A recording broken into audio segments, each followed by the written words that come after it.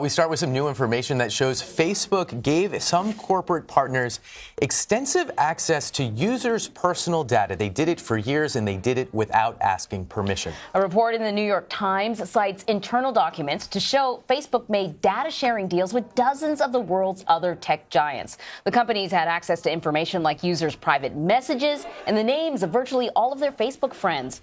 It's the latest privacy scandal to hit the social media platform. Tony DeCopel reports. Hey, Anne-Marie and Brooke. The Times says it reviewed hundreds of pages of documents and interviewed about 50 former employees and corporate partners. The Times allegedly found Facebook collects more information on people than almost any other private corporation in history.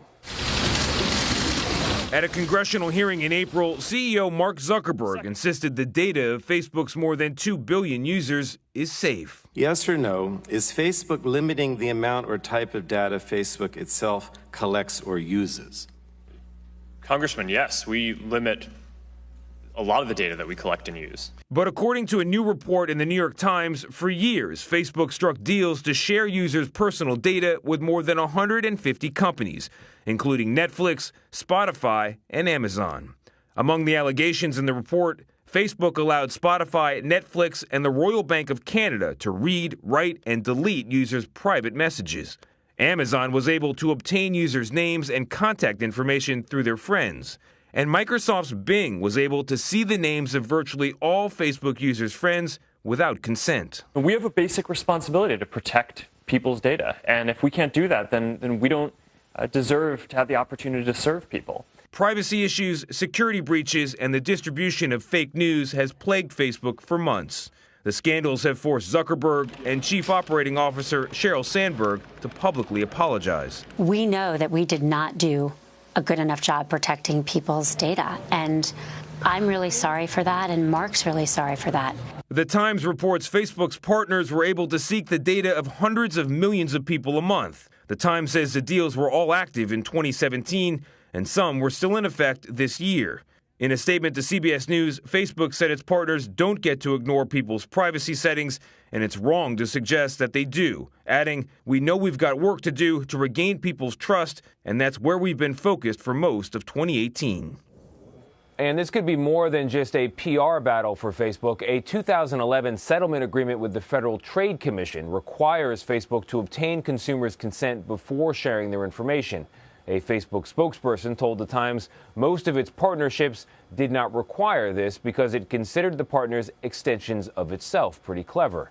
Facebook says it found no evidence any of its partners abused users' data. And speaking of those partners, in a statement to CBS News, Netflix said, "At no time did we access people's private messages on Facebook or ask for the ability to do so."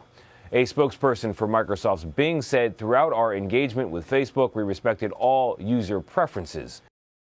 All right. Thank you very much, Tony. CNET senior producer Dan Patterson is here to talk a little bit more about this. Dan, I feel like, every 3 weeks or so we get another story about another revelation about Facebook. It's hard for me to figure out how significant this is now because I feel like I've pretty much signed everything away. Significant. Mm-hmm. This is one of the biggest Facebook stories of 2018. And look, the malaise that many of us feel about these Facebook stories, it's still kind of a drip, drip, drip. We need to fight against that because this is a significant, look, this is our data. This is not Facebook's data. It's not any of the other companies that were named in the report's data. This is our data. And the more apathetic we feel about our data being mishandled and misused, the less we'll care when this continues to happen. So let's drill down on why this is important. Essentially, Facebook took data that we knew we were giving them, but gave them to people that they did not tell us they were giving it to and that we didn't agree for them to share it with. Is that the crime here? Well, I don't know if it's a crime, but that's a fairly I use accurate crime in quotes. What reason we're talking about this morning? So this is significant because the company has repeatedly all year said they've kind of laid a line and then said, well, okay, maybe we'll extend that line a little further. And Mr. Zuckerberg, both in public as well as on phone calls with the press, including many that we were on very recently as a month ago, said, no, firmly, we do not give access to private message data. That's all locked down. That is your data. Well, it turns out that some of your private message data was accessible or allegedly accessible by many of the world's largest technology firms. You know, Brooke said that we did not give permission. Did we give permission without knowing it? That's a challenging question to answer because there is probably a legal definition hidden somewhere in the terms of service. However, I think most people would say, hey, look, you know, you've made a very big deal about giving us these privacy controls, and many of the things that were alleged in the Times story, as well as our own reporting here at CBS News, was simply not in that privacy dashboard, including private message data. And the use of our personal information was, again, not laid out clearly in this very colorful privacy dashboard that Facebook made. You remember after the Cambridge Analytica story, Facebook made a very big deal about a new colorful dashboard that makes everything very simple. A lot easier for us to use and figure out. I used the word crime very loosely. I meant it loosely. However, at the end of Tony's package, he pointed on what may be the buried lead in this story, which is Facebook had agreed not to share data without specific permissions as part of an FTC settlement now 7 years ago. Now, Facebook, and Tony called it clever, it is clever, said, oh, no, these aren't really different companies. They're just extensions of our own company, even though they have names like Amazon and Netflix.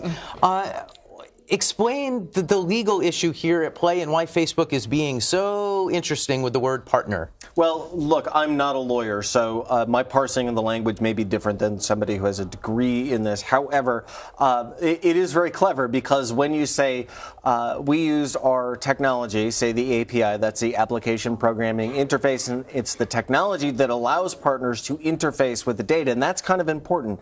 Allows partners to interface with the data. So they can see who our friends are. Yeah, I've used this analogy before, but it may be like, you know, the door was unlocked. You know, it was still our door. We just left it unlocked. And these companies say they didn't know it was unlocked. Facebook may have unlocked all these doors, but we didn't know. That's what the companies are saying now, both to CBS News. That's what they said to the New York Times. That's what they've told me this morning. But to your point about legality, look, again, none of us here are lawyers, but I've had a flurry of emails this morning from people who are lawyers and have said that this could open Facebook up to maybe civil charges if there were some, or civil lawsuits if there was some data that was exposed unintentionally that led to some sort of harm.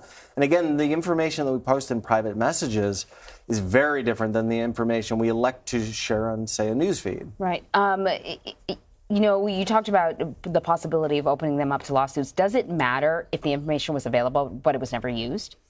That's a really interesting question, and it probably comes down to the definition of the word used. Oh, gosh, So placing information into a bucket that we call a private message could be using that data. That data is fed into algorithms that help refine different types of advertising targeting. So used becomes kind of amorphous and weird when we look at how technology interfaces with our data, our information. Yeah, it's truly fascinating. And I know we'll be talking to you again. I'm sure we'll have another revelation. 3 weeks, we said, pretty much, right? Let's set the calendar. Dan, thank you so much. Good to see you.